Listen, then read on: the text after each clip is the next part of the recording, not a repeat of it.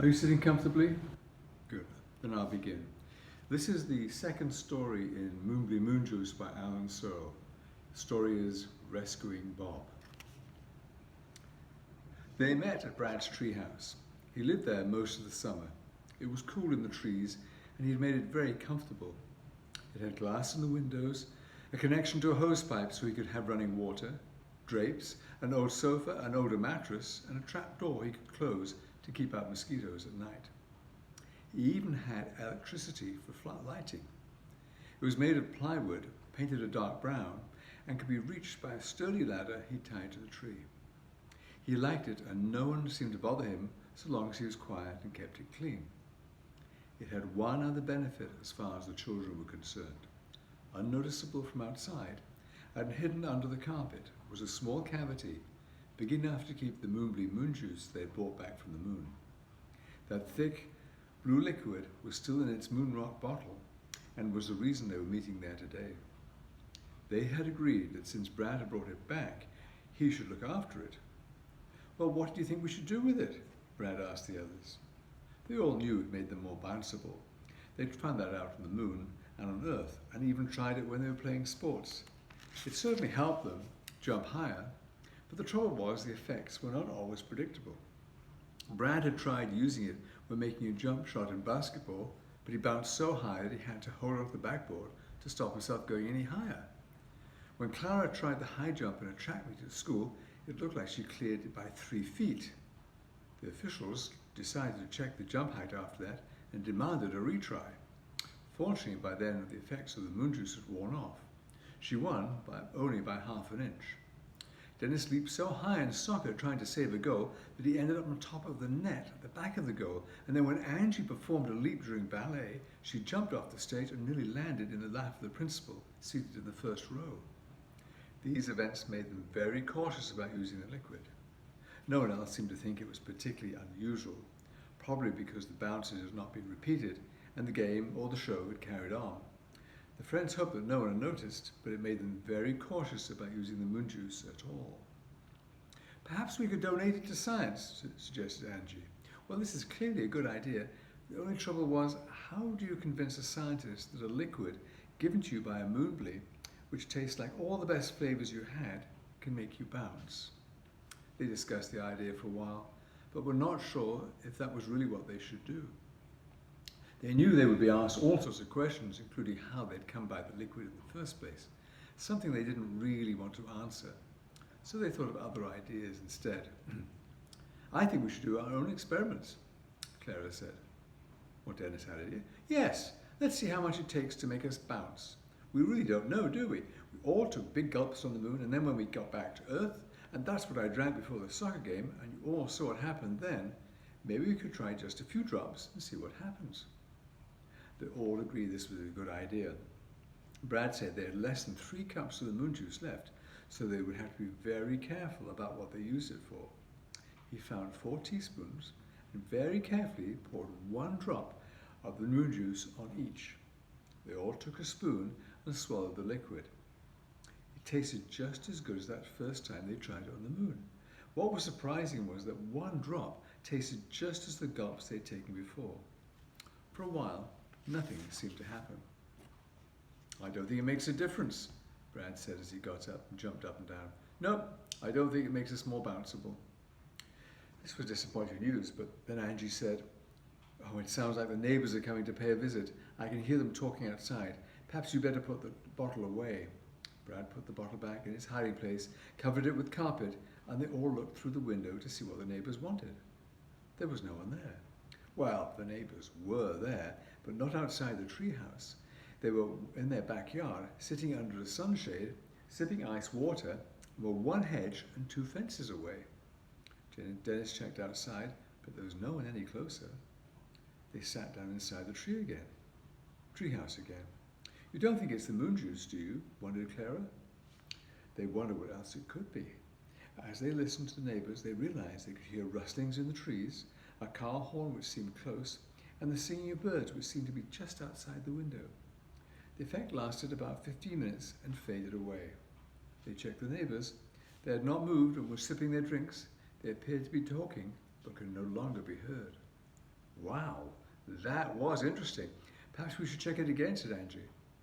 Okay, but this time, why don't Brad and I try it, and Angie and Dennis can go and whisper by the corner over there, and we'll see if we can hear you, Clara suggested. Good idea. They did, and found that while other noises seemed closer, but not necessarily louder, it was human voices which really seemed to be clearer and closer. They checked again, but there was no bounceability with just one drop. They assumed that if one drop made them hear more, then 2 drops would make them hear even better. They were wrong. When they tried 2 drops, just like before, nothing happened for a minute. Then instead of hearing better, a strange thing happened. They could smell better. This was even more interesting, but not quite as comfortable. They could smell the bread in the bakery a mile away, the stew in Joe's restaurant, the flowers at the edges of fields, and the wood of the treehouse. They could also smell the rotting vegetables on their neighbour's compost heap and the remains of the dog poop which had been left in the nearby park. And then there was the distinct odour of Dennis's socks. Even he had noticed this and had saved the others' noses by going outside to check again. 2 drops did not make him more bounceable. They were not quite sure if they wanted to repeat taking 2 drops. It was interesting to smell more, but they were not quite sure if they wanted to try it again. They wondered if taking 3 drops would make their sense of smell even better or worse. Did they really want to experience more of Dennis's socks? They decided, in the interest of science, they should try 3 drops. They sat, waited a minute, but nothing happened. Their hearing did not change, and their sense of smell did not change. They asked each other if they felt anything was different, and none of them thought anything was different. They'd been sitting for nearly 10 minutes waiting for something to change when Clara realized they had not checked for bounceability. Like Dennis, she decided to go outside to see if she was more bounceable. If she was, she did not want to hit her head on the ceiling of the treehouse. She lifted up the trap door to go outside and realized something had changed. She decided to try something on Brad. She grabbed his foot and picked him up completely off the floor with one hand. 3 drops had made her stronger. The others tried it too, and they found that they could easily lift each other, but they waited too long to try it. While Dennis was lifting a chair with his finger, the effects wore off quickly and he dropped it. Clara had checked for bounceability, but there was no difference. They thought that was strange because they were stronger in other ways. Over the next few days, they tried taking more drops. They timed the effect, and it all lasted 16 minutes and 40 seconds. One of the more interesting experiments was to try taking another drop of Moonbly Moonjuice before the effects had worn off. They found that if they took an extra drop, the effects lasted a little longer, but only after the moonjuice had started to work. However, if they took an extra drop too soon, they could change the effect. This could be useful. If they took 2 drops and expected their sense of smell to change, they could take another drop with 1 minute and become stronger instead. However, once they had one effect, it did not seem to matter how much extra they took, they could only have one effect at a time. This is what they discovered. 1 drop, hard of hearing help. 2 drops, smelly superiority. 3 drops, superhero strength. 4 drops, nothing happened. They listened, looked, sniffed, jumped up and down, but there seemed to be no effect at all. They repeated taking 4 drops, but nothing happened. 5 drops, sight strengthener. They could see better. It was like looking in a telescope with a zoom lens. They could see spiders on the tops of trees and the letters on a plane flying high overhead. 6 drops, wobbly vision. They could see differently. It was a little hard to explain, but they could see through things. They could see through walls, but not really. The wall was there, but they could see the shape of an object behind the walls, especially if it moved. This was strange and made them feel a little bit dizzy because familiar objects seemed unreal. They were all very pleased when their 16 minutes and 40 seconds were over and they could see normally again. 7 drops, math marvel. With some of the tests, it was obvious what the effect was, but this one took a little more time. It was getting near to the end of the time when Dennis asked Brad how much time they'd used up. Brad replied, 14 minutes and 27 seconds, 2 minutes and 13 seconds to go. He'd not hesitated at all. They could all do math, but that was a little quicker than normal. What's 17 times 26? Asked Clara. 442, the others replied immediately. Correct, said Clara. What's 4,987 divided by 39? Asked Angie. 127, 34 left over, said the others. Correct, said Andrew. 8 drops, 9 drops, nothing happened. 10 drops, bouncing Betty. They become bounceable again. Any more than 10 drops did not make any difference. They just stayed bounceable. While this was all very interesting, they were not quite sure what they were going to do with this information. They'd already decided they could not use the Moonjuice for sports. They all thought it would be great to be math wizards at school, but it didn't seem fair to the other students. There was the very practical question of how they could take the Moonjuice into class and drink it without being seen. What would happen when the effect wore off and they were just normal at math again? The Moonjuice would not last forever, so they thought if they were going to use it, it would have to be for something very good. They had no idea what that was, or how long that would take, or how long it would be to wait. They did not have to wait very long. It was one of those days at the end of summer when you realize that summer's almost over and soon you'll be back in school. Their day had started with a brief shower, and although the sun had come out later, it had been a little colder and cooler that morning. It was after lunch when Angie joined them and gave them their news. Bob is missing, she told them. He's been missing before. He's always turned up, said Dennis. He's been missing since last night. He didn't come home, Angie replied. That was different. Bob was the neighbor's dog. He was a small black Labrador who'd grown up with them. As they had grown taller, he had run, barked, and jumped with them. Now he had developed a few grey whiskers and preferred to spend most of his time relaxing in the shade. He was still up for a cat chase if the opportunity arose. He was always pleased to see them and wagged his tail enthusiastically whenever they were near. He was one of them. They had to find him. They talked to their neighbour, found their bikes and started down the road to help search for Bob. An hour later, they returned having had no sign of him or any news. That was when Clara had an idea. Perhaps we should use the Moonbly Moonjuice, she asked. Great. How? Said Angie. Well, instead of riding around trying to find someone who has seen him, or seeing if we can spot him, let's use the Moonjuice to help us. Clara replied and told them her idea. It was basically quite simple. They would try 1 drop of juice each, get on their bikes and ride around. They felt sure they would find him when they had hard of hearing help. They took 1 drop and started off around the neighborhood. They could certainly hear better, and what was strange is they found they could hear dogs and cats more easily. There was the dog in the next road which was digging up a bone, the cat who sneezed inside the garage across the park, and the puppy who flopped across the kitchen floor in the large house on the corner. There was no sign of Bob. After 16 minutes and 40 seconds, the effect wore off, and they headed back to the treehouse. This time they tried the effects of 5 drops, the sight strengthened them, and set off around the neighborhood. They could see very well. Again, it was strange that they could see cats and dogs so much more easily.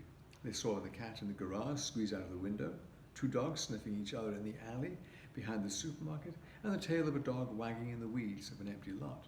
But there was no Bob. They turned to the treehouse again. They were not happy that Bob was still missing. Look, I don't think he's anywhere near, or we'd have found him, Brad pointed out. I agree, said Andrew. Yes, but what can we do next? We don't know where else he could be, do we? He could be anywhere, said Dennis. We need to do it differently, said Clara. I suggest we split up and go to the far side of where we've been looking at them, and we could all go in different directions. Okay, but what are we going to with the Moonjuice? We've tried 1 drop and 5 drops. Are we going to do the same again? Asked Brad. I think we should try 2 drops, replied Clara. 2 drops? None of the others thought that Smelly's superiority was a good idea. The smell of Dennis's socks had not completely disappeared from their memory. Dennis did point out that he had changed his socks since then, or at least he thought he had, but the main concern was they didn't know what Bob smelled like. They knew he smelled like a dog, but how would they know if it was Bob and not any dog? Claire had been thinking about this too, and pointed out when they used 1 and 5 drops to listen and look for Bob, it seemed that dogs were much easier to find. "Let's trust the Moonjuice," she finally added. They agreed. It wasn't their favourite use of the Moonjuice, but it was getting near the end of the day, and they needed to find Bob soon, or he might be spending another night away from home. They took 2 drops each and headed off in separate directions. It wasn't as bad as they had expected, and that was not because Dennis and his socks had been the first to head off. Clara had been right. They could smell better, but it was the scent of dogs they found easier to identify. What was strange was that when they picked up the scent of a dog, they knew what sort of dog it was going to be. Angie knew the dog whose tail had been sticking out of the weeds on the empty lot was a golden retriever. Dennis picked up the scent of the puppy in the kitchen and knew it was sleeping. They had agreed to bicycle in different directions for 15 minutes before turning around and coming back to the treehouse. They had nothing to report, apart from the fact they'd been able to identify all sorts of dogs by scent. Brad headed off towards the south and had been the last to make it back. He said, "It may be nothing, but just for a moment before the effects of the Moonjuice wore off, I had a distinct feeling I got a hint of Bob on the wind. But then it seemed to go away, and I hadn't got any Moonjuice with me to try again," he said. Well, it was all they had to go on. Dusk was getting closer, and a light breeze from the southwest was stirring the leaves. They checked the lights on their bicycles and headed off to where Brad had noticed the scent of Bob. They made one other important decision. Brad brought along the spoons and the Moonbly Moonjuice in his backpack. They wrapped the bottle in a heavy sweater for protection. It was getting darker. There was not much traffic, but some of the cars had their headlights on. They pedaled as fast as they could to the quiet intersection on the edge of town where Brad had caught the scent of Bob. By now the effects of the Moonjuice had worn off, so Brad took out the bottle and the spoons and was about to pour out 2 drops for each when Angie called out, "Stop!" "Why? It's getting dark. If we're going to find him, we'll have to hurry," said Brad. "I know, but if we don't all need to take the Moonjuice, you said you could smell him, so you take 2 drops. If we can't find him, then maybe one of us will have to take 2 drops, or maybe some other number," Angie explained. It sounded like the best way to use the Moonjuice and to find Bob. Brad took another 2 drops and waited. Nothing happened. He could smell dogs and animals, but no Bob. "I can't smell him now," he said. "I can smell some other dogs, but not Bob." "Try harder," suggested Dennis. Brad jumped onto the wall, raised his nose in the air, and sniffed again. Nothing happened. There was no scent of Bob. "When I was here before, the breeze was blowing down the street, just like it is now. Why don't I go into the wind and see what I can find?" said Brad. It seemed like the only thing to do, but they were all beginning to wonder if they would find Bob that night. Brad bicycled up the street, sniffing and holding his nose in the air. The others followed. They had been cycling for less than 5 minutes when he suddenly stopped. The others had to brake quickly to avoid running into him. Brad sniffed, closed his eyes, and concentrated. "I've got him. This way," he said. Brad started up a narrow side road as fast as he could. The others just managed to keep up with him. He rounded a bend, came to a stop, and the others joined him. This time he was not sniffing the air. He was staring straight ahead. The road was blocked. They could go no further. Across the road was an iron gate topped with barbed wire. Joining the gate was a high chain-link fence, and fixed to the fence was a sign which announced in foot-high red letters, "Keep out! Extreme danger! Danger of falling! Danger of injury and death! You have been warned! Go away!" They knew where they were. All the children in the town knew about this place. "He's in there somewhere," said Brad, sniffing once more. This was the road leading to the old quarry and mine. The quarry had been abandoned years ago, was overgrown with bent trees and littered with huge rocks and rusting machinery. It was said that the ghosts of former murderers who'd hidden in the tunnels still haunted the quarry at night. It was even said that One-Eyed Jack, the worst criminal of all, who'd escaped justice so many times, and that he'd been hanged there to make sure he would escape no more. His was supposed to be one of the worst ghosts haunting the ugly forest around the quarry. But all these ghosts were bad dreams compared to the nightmare ghost of Maggie Lee. Maggie had fallen off one of the low cliffs above the quarry. Her fall had been short, but her injuries were horrible and severe. She was particularly savage to any male who entered her domain. In other words, It was a terrific place to go and play. They'd spent many hours exploring the area, but that had been during the day, not the night. They could still see the words on the warning notice, but looking into the quarry with its dark trees and shade was like looking into a deep, bottomless pool. It's worn off. I can't smell him anymore, said Brad. I suppose that means it's taken us 60 minutes and 40 seconds to get to this point. What now? 1 drop or 2? Asked Dennis. 1, 2, 2, replied the others. I think 1, said Dennis. We know he's around here somewhere.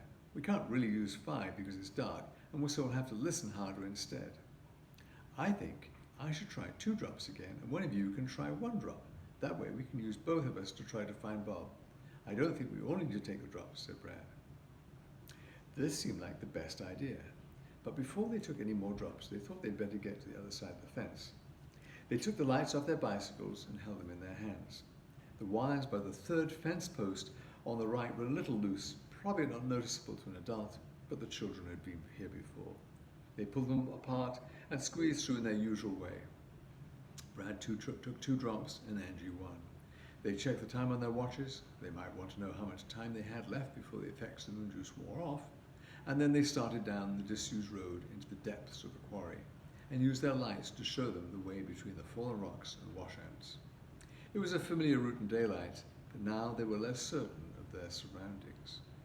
The bicycle lights illuminated only a small area in front of them, and that made everything else look darker. With the remains of the daylight leaving the sky, the trees above and around them looked as if they were leaning in to get a closer look or even touch them. They couldn't see far into the woods. The trunks of the trees and the rocks blended into blackness. Dennis and Clara wondered to themselves if the tales they'd heard about the ghost could be true after all. Brad and Angie were not wondering about ghosts. They were concentrated on smelling and listening. Brad led the 4 of them down the path, stopping occasionally to sniff the air. Can you still smell him? Said Dennis. Oh yes, Brad said. Can you smell anything else? Asked Clara. Well, no, yeah. Well, there is this odd smell. I don't know what it is, though. I read there's a strange smell around ghosts, said Clara. I don't think there are any ghosts down here. I think you have to believe in them, or they won't appear, said Brad. I can't hear any, said Angie. Maybe you can't hear no ghosts until they're right on you, said Clara. I don't think we should choose not to believe in ghosts, and then there won't be any, said Angie, and added, I can hear all sorts of sounds, but no Bob. I can hear the bats in the trees over there, with the beetles scurrying around on the ground behind us, and the birds settling down for the night. But I can't hear any ghosts or anything I can't recognize. How do you know all that? Asked Dennis. I don't know. All I know is that I know what is making the sound, said Angie. Let's keep going, said Brad. We need to find Bob before the moon juice wears off. They set off again into the depths of the old quarry. Brad stopped a few times as they neared the bottom. It's no good down here, he said. I know he's here, but I can't tell where the scent is coming from. It was true. There was no wind in the bottom of the quarry. The high walls stopped all but the strongest breezes from stirring the air. They would have to find him some other way. Angie took over the lead and listened to the sounds around her as the others followed. She stopped, listened, and then walked on again. She stopped again. I think I can hear some breathing, but it's very faint. It seems to be coming from over there. Angie pointed into the dark woods. There was no road or trail in the direction she was pointing. There were dark trees, larger boulders, and from their memory of being here in the daytime, they recalled that this area sloped up the side of the quarry. There were also piles of smaller rocks, and around these, trees and brush had grown. They'd explored the area in the past, but had never found any of the mines and tunnels that were supposed to be there. Angie set off in the direction she had pointed. Wait! It was Dennis who spoke. He looked at his watch with a bicycle light. You've only got about 4 minutes before the effects wear off. Well, let's get going then, Angie replied, and carried on walking. I can still smell him, said Brad, but there's that other odd smell too. They set off with Angie leading. It was much harder to move now. The undergrowth was thicker there, and they had to be careful where they stepped. There were big and small rocks which seemed to be trying to trip the children, and it was not easy to see them with just their bicycle lights. They had not gone far before Angie and Brad stopped. The moon juice effects had worn off. How many drops now? Asked Dennis. They discussed this for a few minutes. There were advantages to smelling and hearing better, but Brad had already said he could no longer detect the direction of Bob's scent. They would have liked to be able to see more, but since they couldn't see much anyway, they didn't think that seeing more of not much would be very helpful. "What about 6 drops?" asked Clara. They had to think about what that meant. 6 drops had given them that peculiar vision. They called it wobbly vision. They'd been able to see things move behind walls, but only in a sort of strange, vague way. They'd not liked the sensation very much when they tried it. It didn't seem like smelling better was going to give them much more information. They agreed that superhero strength, bouncing Betty, or math marvel was not going to help them. Clara took 6 drops and Angie took another 1. It worked. Clara found the real benefit was she could see so much better at night. Admittedly, everything was a sort of shade of light green, but she told them she could see everything around them, almost like it was daylight. Clara led this time, with Angie following. They both stopped every few minutes for Angie to listen. "I can hear the breathing. It's getting closer, but it seems to be slower." Angie, Brad, and Dennis tried to keep up with Clara, but it was not easy. She could see so much better, but they were still stumbling around among the rocks and bushes with just their lights to guide them. It was getting harder for them to move at all. Clara had managed to get a little further overhead when she called out, "Over here!" They followed as best they could. The difficult scrambling between the rocks and bushes ended, and they found they'd just reached a clear, open platform at the bottom of a cliff. Angie caught up with Clara. "I can hear the breathing. It's coming from over there." She pointed to a large rock. Clara went first, walked to the other side of the rock, and the others followed. At first they could see nothing. There were branches and rocks against the side of the cliff. Clara stepped between the branches, over the rocks, and behind the last bush, she found the entrance to a tunnel leading into the cliff face. The others joined her. The entrance was just a little higher than Dennis, who was the tallest. Above the entrance was a wooden beam, supported by posts on each side. They shone their lights into the tunnel, and could see a jumble of similar posts, some on the ground, and others still supporting beams. Clara could look in further than the others. "I can't see him," she said, "but there are a lot of rocks on the floor in there. I can hear her breathing in there. I think it's Bob," said Angie. No one thought to question why she thought it was Bob. "Well, let's go and see if we can get him," said Clara. They started in the tunnel. "Is it safe?" asked Brad. "I don't know, but we've come this far. I'm going to see if I can find Bob in there," replied Clara. "Be careful what you touch." Brad was concerned. The mine tunnel didn't look safe at all. Some of the rocks on the ground had fallen from the roof, and there was no way of knowing when more of them could fall or what would make them fall. Angie followed Clara into the mine. Dennis and Brad waited outside and watched as the shadows from Angie's bicycle light faded into the tunnel. Angie and Clara stepped over the rocks and the wooden beams, trying not to disturb anything. They didn't have very far to go. Less than 100 feet in the tunnel, in a clear space between the rocks and the beams, lay Bob. Clara reached him first, and a few seconds later, Angie had seen him too, in the beam from her light. Bob looked quite comfortable.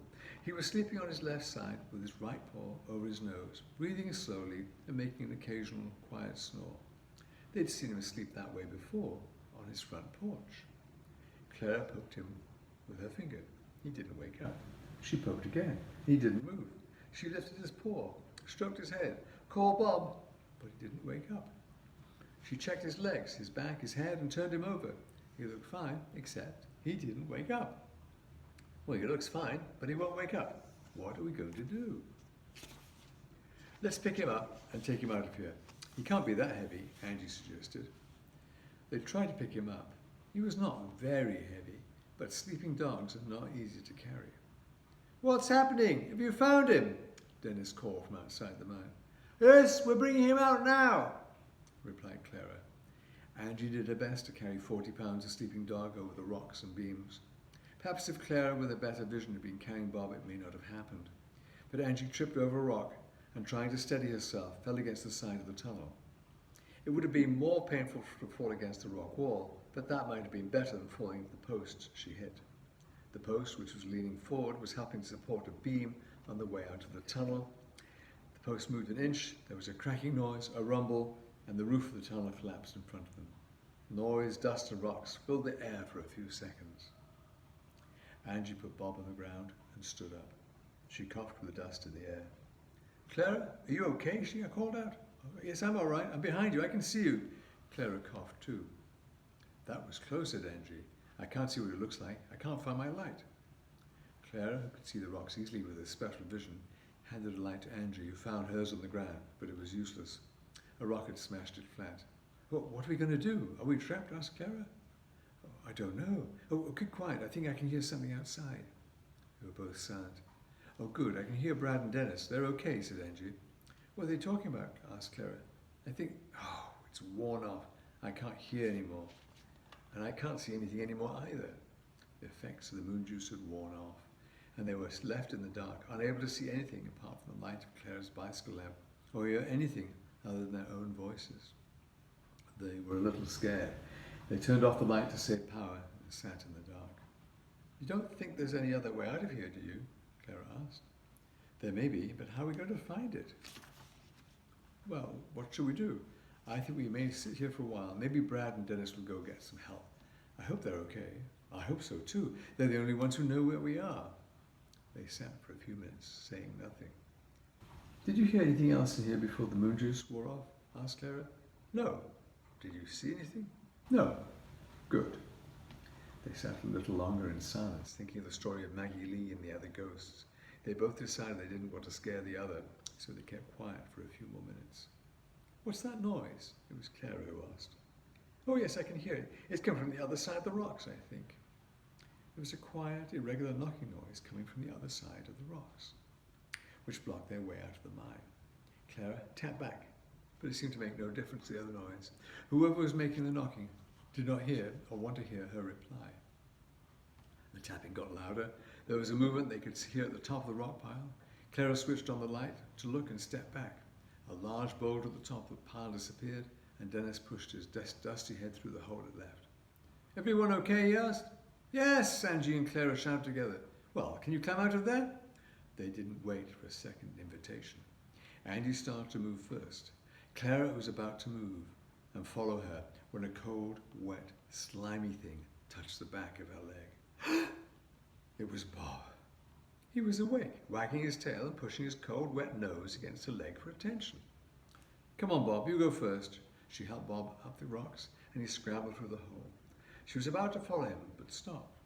She thought she heard something behind her, but when she shone a light back into the tunnel, she could see nothing.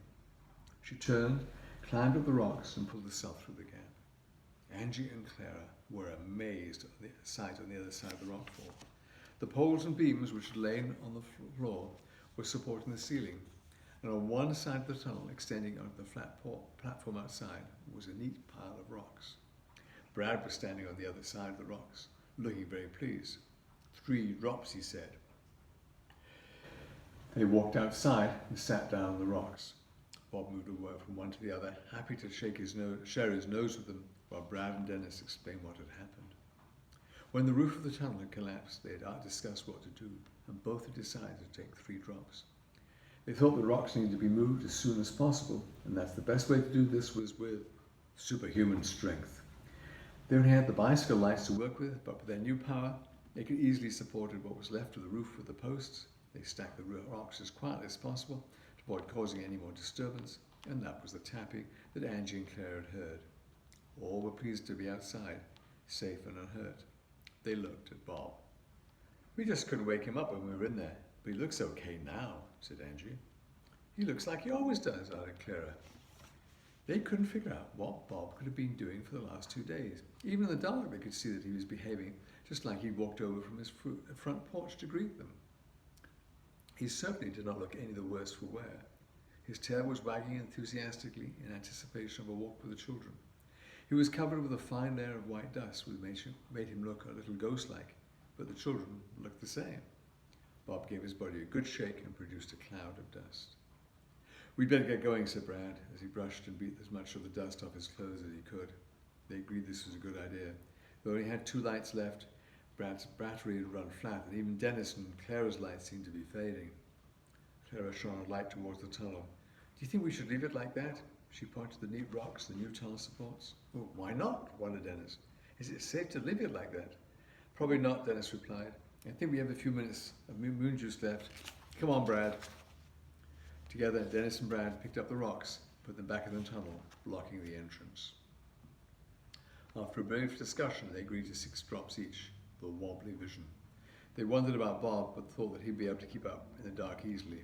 He was, after all, a dog, and dogs are supposed to be able to see, go or get around better at night than humans. They took the 6 drops, their vision changed until it was almost like it was daylight, and they started down the slope. Wait, it was Brad. There's that funny smell again. But you didn't take 2 drops. I know, but I can smell it again. Brad held his nose in the air and sniffed. Can't you smell it? He asked. They copied Brad, and noses up, sniffed the air. There was something in the air, but they just couldn't place it. Bob was sniffing too. He whined once and headed off down the slope again. The smell seemed to fade, and the children followed Bob. They looked around as they walked to the bottom of the quarry and up the road to the gate, but saw nothing else moving. Bob crawled under the gate while they squeezed through the gap in the fence. They reached their bicycles and headed back towards town. Bob seemed quite happy to run alongside. It was late now and there was not much traffic. Just as they reached the first street light, the Moonjuice wore off. They stayed close together, with Dennis leading, using his light, and Clara following with hers. They arrived back at Brad's treehouse, put the Moonjuice in his hiding place, and tried to beat the remaining dust off their clothes and in their hair. They decided it would be better if only Brad and Angie took Bob back to his home. Dennis and Clara waited in the treehouse.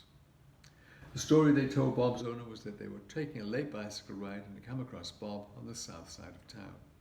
They would have been back sooner, but they had trouble with their lights. All of this was true, it just didn't explain quite everything. Bob and his owner were so pleased to see each other that Brad and Angie did not have to give any other explanation. They wished them both a good evening and returned to the treehouse.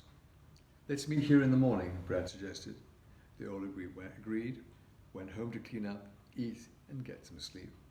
They slept very well that night, and Bob, lying on his favourite pillow, dreamed of warm caves, slow cats, and mountains of dog biscuits.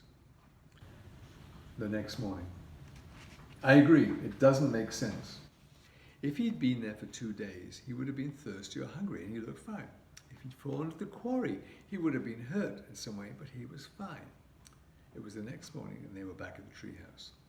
They were clean, dust-free, and had recovered from the adventure the previous evening. The only remaining effect that Brad and Dennis had noticed was their aching arms, a result of the rock lifting. They talked about how the Moonjuice would help them find Bob, how Brad knew it was Bob he was smelling, and how Angie knew what made the noises she could hear. Trusting the Moonjuice seemed to work. They discussed what had happened to Bob. Perhaps he'd found some food and water and had just gone to the tunnel for a rest. Why would he go in that tunnel? It was not easy to find, and he would have had to climb up there. Why wouldn't he wake up? Perhaps he was kidnapped. Isn't it dognapped? Why would anyone want to dognap Bob? Money? Medical experiments? Oh, please. No matter how they looked at it, and no matter how many weird reasons they came up with, they could not figure out why Bob had disappeared, and why they'd found him in the quarry.